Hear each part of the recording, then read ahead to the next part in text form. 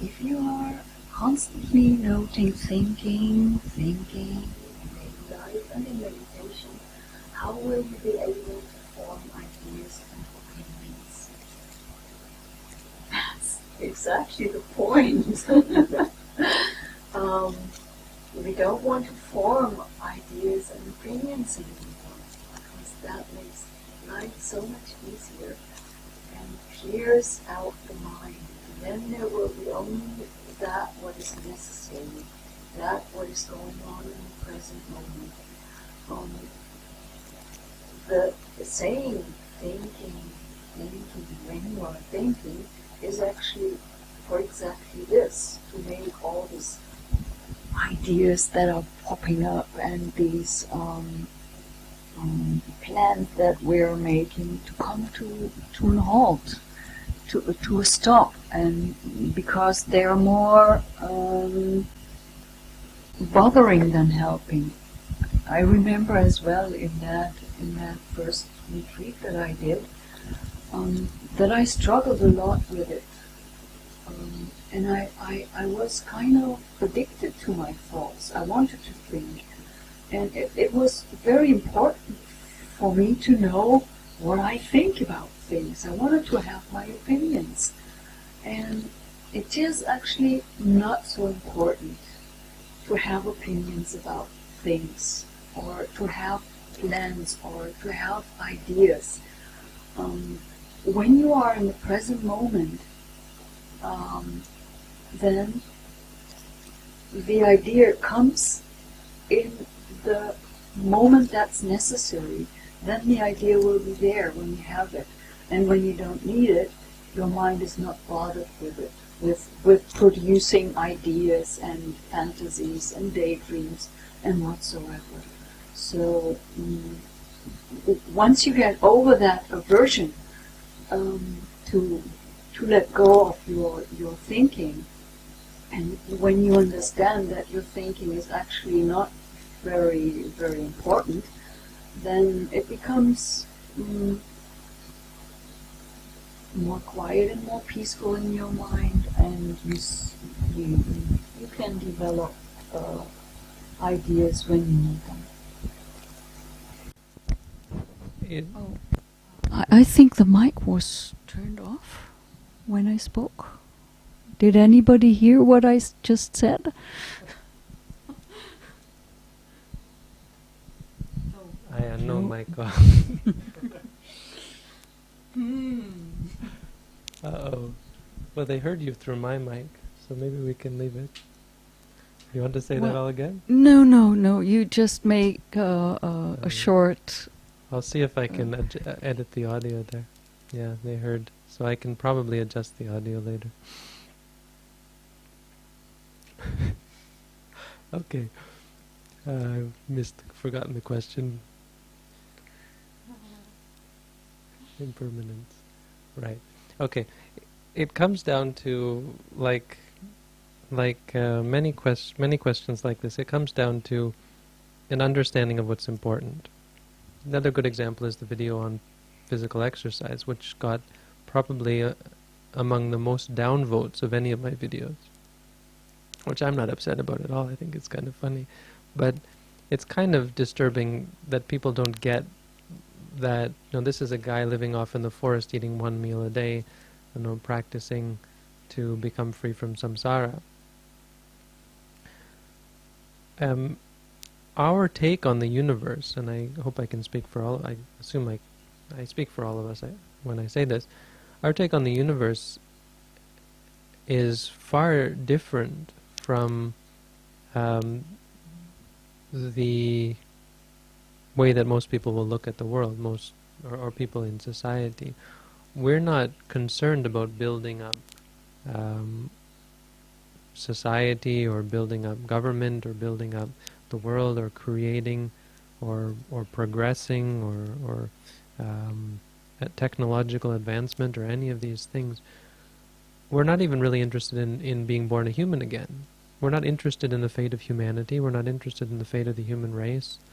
We're not really interested in the fact that the the Earth is eventually going to burn up into the sun. We're not thinking, oh, we have to go and colonize other planets or so on. Our understanding, or the Buddhist understanding of the universe, of life, tries to encompass the whole universe and encompass reality as a whole. So we have no need. There's no need to develop, ideas or views or opinions about anything. There's this whole question of we give up sexual activity. Well, that's going against nature, and what would happen to the human race? Not really of interest. 2012. Well, maybe our planet's going to collide with another planet that just mysteriously appears out of nowhere. Not really of interest. I mean, it's of interest in the sense that, yeah, anything could happen and I could die tomorrow. It's an important thing to know. What should I do? Keep meditating. Start meditating harder. But beyond that, there's no interest. So our answers and our encouragement will often be at odds with people's idea of what's right. Don't exercise. What good is exercise to you? What good is exercise? It's whatever.